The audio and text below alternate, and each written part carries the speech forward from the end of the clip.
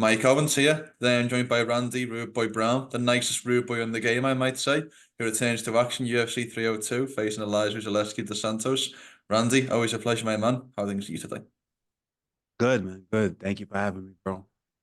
The pleasure is all mine. First question I've got for you: how is life as a YouTuber? I mean, we first Ah, started speaking, you had less than 1,000 followers. Now you're putting out content week over week. How is life? man, the YouTube.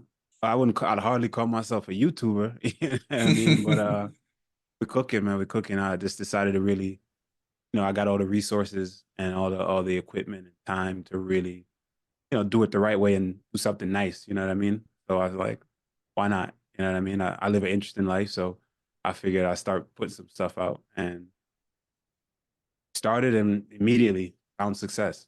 And I Mm, mean, right away. So mm. just keep it going.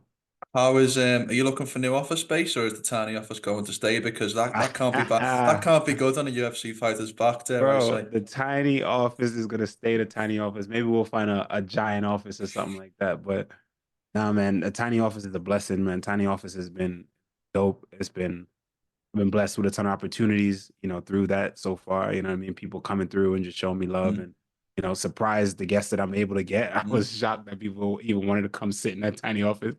It was cool. I got a nice backing behind it, good cast of crew of people behind me working on that. So people that believe in me, which is cool. So yeah, Tiny Office. If you haven't seen, for those who haven't seen Tiny Office, check out Tiny Office on YouTube or on my Instagram page. It's hilarious and it's good. It's fun. We get a bunch of dope ass guests and we have a good time. I saw it. What I've done is I've got a checklist here, and we're going to do some quick fire wish Yeah. list guests for tiny office. So first All and right. foremost, I've got who would be your number one wish list for an active UFC fighter? An active UFC fighter Mm. on Tiny Office. Joanna. Have to be Joanna. Yeah, Joanna on the Why's Tiny that? Office would be dope. Joanna is one of my favorite fighters. Well, is she active? She doesn't count, right? Because she's not active.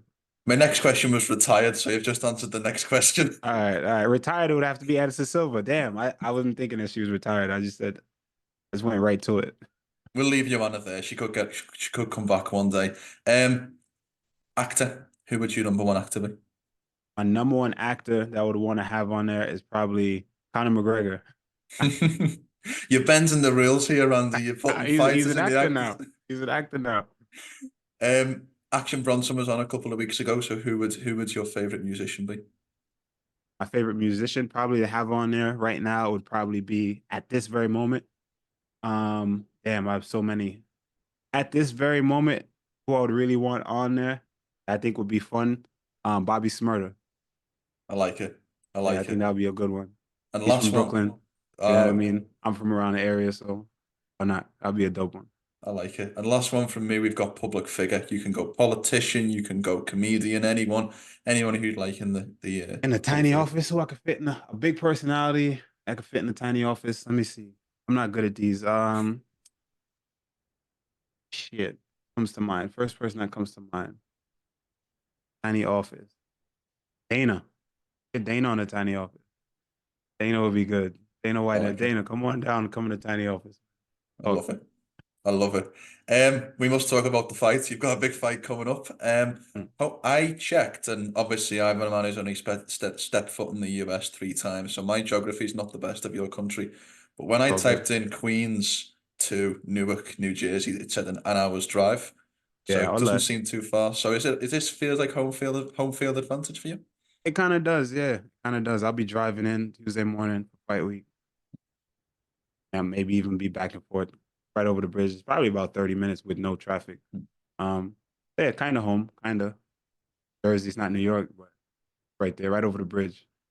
So Nathaniel Wood, the featherweight, he's the only Londoner in the Mhm. UFC at the moment. And when we have the shows in the O2 in London, he told me that he spends the whole fight week at home. He wakes up on the morning of fight day and sleeps in his own bed and goes to bed that night in his own bed and all of that. Will you be doing That's something cool. similar, or will you be spending the time in the fight hotel? Um, Typically, I don't really love staying at the hotel. I typically get an Airbnb with me and my team and stuff like that. So maybe I'll get an Airbnb nearby, maybe in the city right over the bridge or something like that. We'll see. Or maybe I come home. Who knows? I don't know. I worked that all out like in a week away from the fight. So figure that out.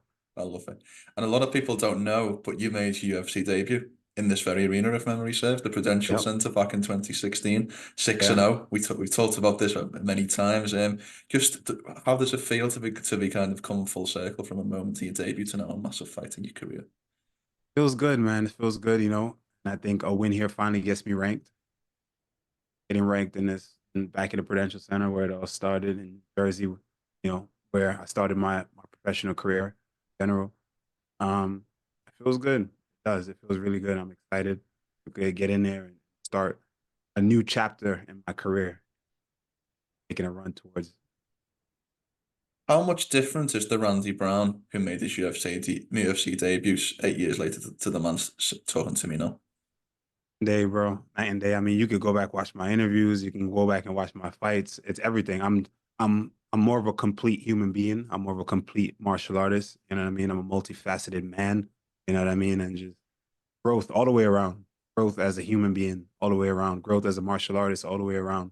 And you know, I love it. I love it. My evolution needs to be studied, man. Because guys have been in the game. They can't come in the game and keep it the way I've been keeping it going. You know what I mean? The consistency that I've had throughout the years is pretty interesting. You know what I mean? And I'm only getting better.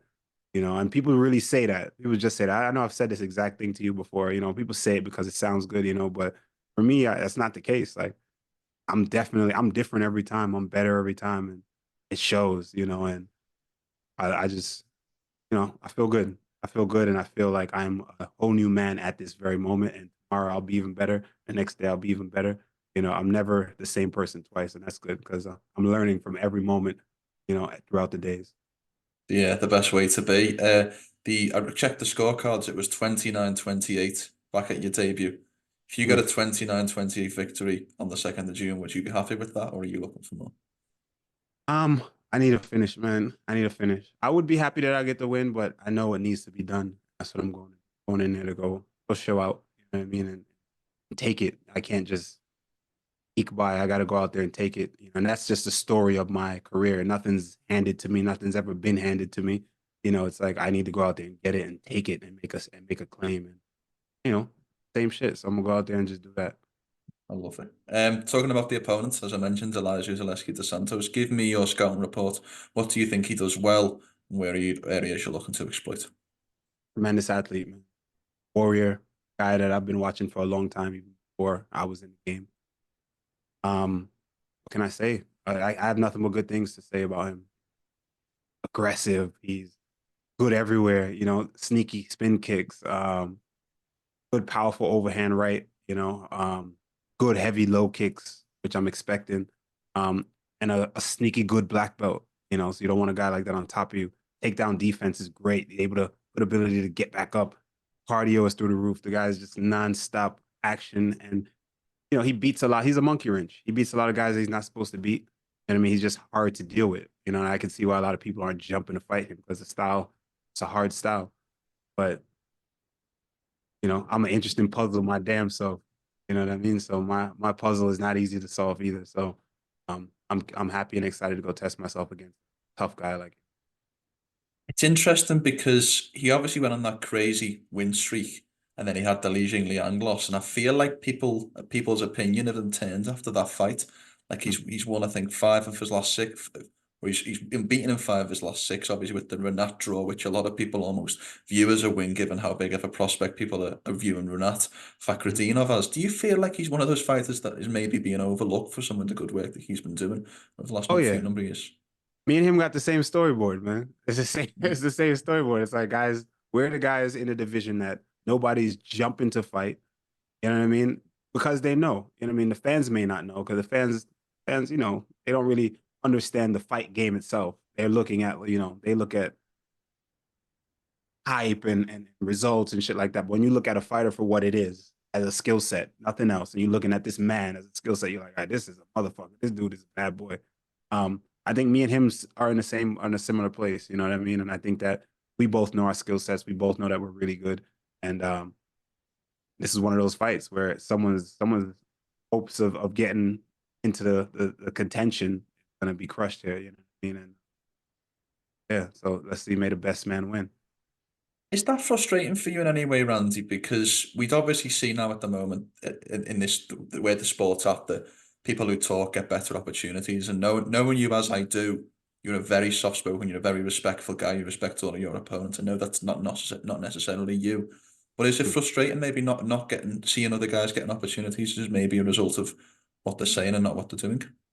No, it's not frustrating for me. And it's funny, like people, contrary to popular belief, like I am a respectful guy. I'm very respectful, but I just think because I'm respectful, I'm also respected. So I'm never in a situation where I'm gonna be where I have to come out of, I have to come at somebody or do something or Mm. say something and do some crazy shit. You know what I mean? But I'll let it be known I'm not somebody you want to play with because I'll take it there. Mm. I'll take it there real fast, and I'm from that. I really grew up in places and involved in shit Mm. where it's like I'm not here to play games with people like it's with this MMA thing. I'm not here to play games where it's like to get attention and shit like that. Like so I carry myself how I want to be treated, soft spoken, respectful, but I'm not here to be disrespected either because Mm. somebody will find out real quick. So that's just how I like to keep it. And I don't care if everyone's talking to get wherever they want to get. That's good. That's good enough. I'm doing all the other things that I think needs to be done. You know what I mean? Inside and outside of the cage. I wasn't disputing it, by the way, Randy. I'm sure if it need be, you would take it there. I'm just saying I was saying that as a positive. Believe me. Oh no, Um, for sure. I get it. um, I often ask fighters what they feel like their biggest advantages in this upcoming matchup. But then Mhm. when I look at your career, I feel like your biggest advantage is over every opponent is those hands. Do you feel like that's it's almost you hold the same advantage over everybody, which is when you get those hands working, you get your boxing going, you're a problem for the whole Yeah, division. man. I think my boxing is very underrated. I some of my sparring partners are world champions, boxing world champions. You know what I mean? Obviously, we're not boxing, we're MMA fighters, so I have to have a good blend of that. But I don't think people understand how good my hands are. You know what I mean? I just kind of if they don't want to, if you can't see it for yourself, I just let it be. You're gonna experience it. You know what I mean? There's pros and cons to being, a good boxer because of my stance and everything. So give up the low kick sometimes. But it is what it is. I know I have an advantage over everyone when it comes to the hands. You know what I mean? It's what it is. I don't have to go out shout it from the mountaintops. I just go out there and do what I need to do. If you don't think so and you want to stand with me, please do. But I think even for Elizeu, it'll be wise. I think that he's gonna come in low kicks and look to shoot. You know what I mean? Low kick, shoot, overhand right, shoot, that kind of stuff. But I got that jiu-jitsu in my back pocket. Um, there is a huge debate in the sport at the moment for some reason about who's the best boxer in MMA. Now, I don't hear many people saying my boy Rude Boy's name, but in your opinion, who I is the always best say boxer that. in MMA? I see it and I always say it, and I'm like, hey, all right, you know what it is? They're gonna go for the guys in the top. Hmm. You know what I mean? Guys who are, championship level. They're gonna talk about the Dustin Poiriers. They're gonna talk about, the Max Holloways, and those guys are tremendous athletes and great boxers. But we're talking pure boxing, pure boxing. I don't think I would come up because I'm not as popular as those guys. But 100%, if one of those dudes come out of their face like Jake Paul or one of those guys who want to trust me, it won't be pretty. It won't be pretty. So who's a guy not currently ranked in the top 15 who you would say is one of the best boxers in UFC? Not currently not ranked in the top 15, one of the Currently not a best ranked boxers, fighter. in my opinion, Nathaniel Woods. I love Yeah. his boxing. I love his eyes in the pocket. And Mhm. that doesn't necessarily mean that when I talk about boxing, MMA boxing and pure boxing is two different things. And not because a guy lost or got finished by another guy, that guy could not have good boxing and still beat the guy with the good boxing in MMA because the MMA fight. Mm. But I would put my money on even a guy that lost to the guy that doesn't have as good boxing, right? I Mm. would put my money on the other guy who I think has good boxing, which is like someone like Nathaniel Woods. Phenomenal boxing. Mm. Phenomenal. Another guy that I think has great boxing is Philly Fresh. My boy Philly Fresh, good Mm. boxing. Um, MMA different. In boxing, yeah, because it catches with the big gloves and stuff like they can't do that in MMA. You know what I mean? So yeah, there's a ton of dudes I think that are unranked. They just don't have a big name, but if you put them in a boxing match, they do. Yeah, 100%. I checked Tapology earlier. You're ranked as the number 16 featherweight in the world, with welterweight in the world, excuse me, featherweight. I don't think you could make featherweight if you cut one of your legs off, Randy, how big you are. Um, Number 16 ranked welterweight in the world, so that would indicate that I'm conscious that's independent rankings, but that would indicate you're the man right outside of the top Nice. 15 at the moment. Do you feel like a win over Elizeu on next month unlocks that top 15 fight for you? At this point, man, I don't care. I don't care, man. I mean, I do care, but it's like I'm not even thinking about it. At this point, Mm. right now, arguably, I shouldn't even be fighting Elite. I should be fighting someone in the rankings. You know what I mean? I should have been fighting someone in the rankings, in my opinion, 2 fights ago. You know what I mean? But it is what it is. I guess if they decide to do that, they do that. But that's why I need to finish him. Like I said, nothing's gonna be handed to you out there. And be twice as good sometimes, and that's life. So I think that if I go out there and I get a good finish, that maybe goes towards me being undeniable. You know what I mean? So if I'm not ranked, then hey, is what it is still. And I'll just keep paying me and I keep beating on unranked fighters. I keep beating them up. So that's it. But you've won 6 out of 7 on 6 out of your last 7. So Mhm. going back to the Cowboy Oliveira fight, which by the way was the first time we spoke. So maybe I'm just a good luck charm. Who knows? I'm just putting it out there. But do you feel like you're getting the respect that you deserve? Because that's one of the best records of anyone out there at the top level.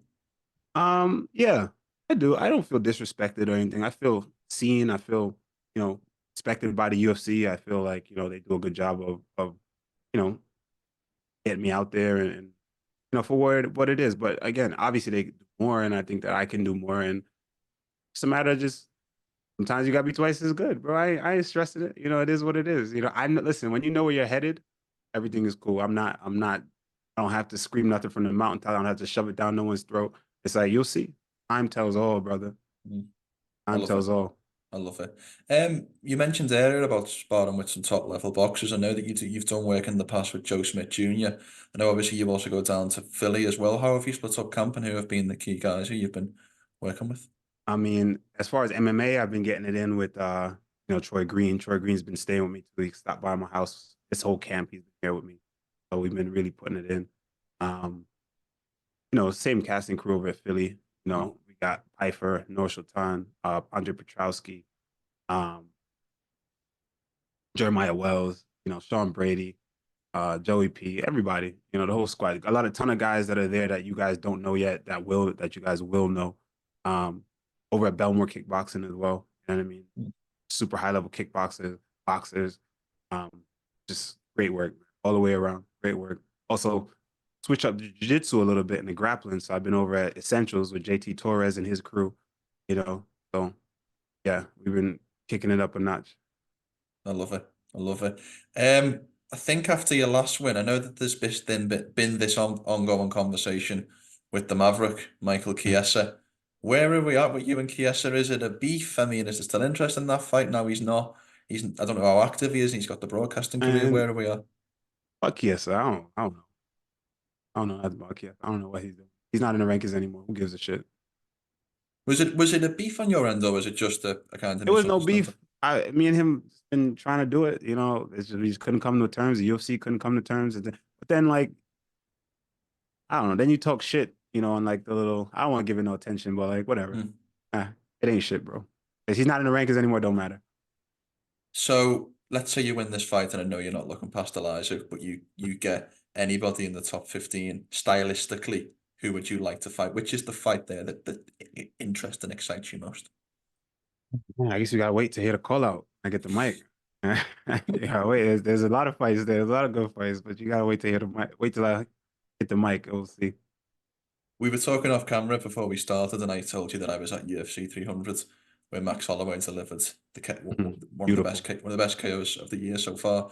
Do you feel Incredible. like your KO over Salikhov puts you on that KO of the year list, or do you think where do you Um, think it'll be? there was no crowd. I mean, the fans tend to forget. And I mean, I think it should be. It was a one point. It was a one hitter quit. It was beautiful, beautifully executed. Super underrated. It was basic, but it was clean, crisp boxing technique. You know what I mean? And again, I'm not one of the guys at the top yet. So if I was one of the guys at the top and I did that, then it would be everywhere. Everyone would be talking about it, and it was at the apex. So I'm not naive to think that that's probably going to be KO of the year or nothing. I think it should be. Personally, I think it should be. There was no crowd. Maybe if there was a crowd, maybe if I was, already ranked or something like that, and that happened. But it can get swept under the rug. But if you know, you know that that was fucking chef's kiss, you know? Can you walk me through that? Because it's a wonderful finish, and as someone who's not in the game the way you are, I can only appreciate it so much. So walk me through that sequence, that finishing sequence. The sequence was basically he got comfortable and getting ready to. He's a kickboxer. They don't mind standing in the pocket sometimes and catching punches with his gloves. He was chopping the legs, and I kept walking him, moving away from his spin kick and into the power kick, which is, often frowned upon because they're like, oh, don't go into the power, don't go into the power, right? But I'm long and I'm keeping his lead hand occupied, so I can go that way. His backhand occupied. So, but my jab. So what I do is I just kind of kept floating that way. And once I started touching, he stopped because he didn't feel like it was a threat with my jab. So he's plotting so that he could punch with me. And I just kept floating that way, double jab.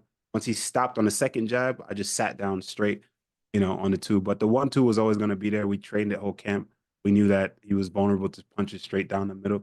And yeah, we saw it. You hear my coach say he was ready for it because we saw when he got comfortable and he settled, he started trying to walk me down and take the center. He felt like he could really bully me at that point. And that's when my coaches were like, now he's ready for it. And then you heard me say, I see it, I see it. And then blam.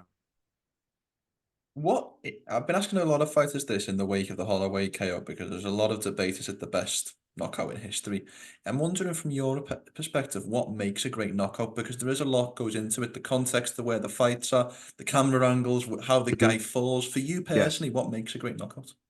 Um, for KO of the year, I hope you were. Let me take a step back real quick. I hope you weren't saying if I think that my KO is better than that KO. No, no, no. I'm not saying that No, by far. that KO was fucking incredible. That KO was crazy. We're just talking. I'm not comparing Oh, or contrasting. oh, okay, yeah. That what makes a good KO.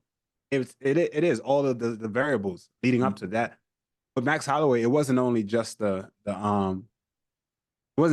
KO. It was the performance leading up to it. He pitched a complete shutout.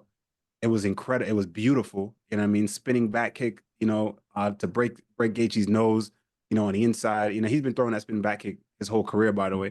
Um, just the slickness, the range management, you know what I mean? The feints, it was just beautiful, man. He was just a step ahead the entire time. The footwork, he looked great. He looked amazing in there. And then the cherry on top was the fact that he didn't have to do what he did and invite him in the center to give him a chance to win. And he did that. And not only did he just do that to the bell ring, he did that and delivered. And, shout out to his dance partner, Justin Gaethje, being willing to do that and stepping in there at the last 10 seconds and going out on a shield like that, So, yeah, that's, you can't top that. I think watching that, I'm sitting there and I'm looking at that fight and I'm like, as a competitor, I'm like, all right, fuck, like, what do we do now? The bar is in fucking outer space.